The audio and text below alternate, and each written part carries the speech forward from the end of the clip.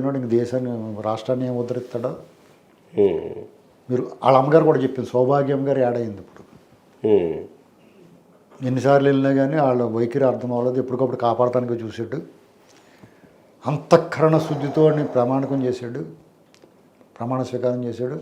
అతను అంతఃకరణ శుద్ధి ఏముంది, అంతా చెడిపోయి ఉందని చెప్పింది ఆవిడ. సింపుల్గా అంటే సారాంశం చెప్పాను నేను. కానీ నిన్న ఎక్కడ వైసీపీ నుంచి కానీ లేకపోతే జగన్మోహన్ రెడ్డి వైపు నుంచి కానీ వివేకానంద రెడ్డికి నివాళులు అర్పించిన ఫోటోలు కానీ ఏమి వార్తలే లేవు. అంటే ఇంక యాక్ట్ చేయలేకపోతున్నారు వాళ్ళు. ఎన్నాళ్ళు యాక్ట్ చేశారు. అసలు బొమ్మ బయటకు వచ్చిన తర్వాత ఇంక యాక్ట్ చేయలేరు కదా.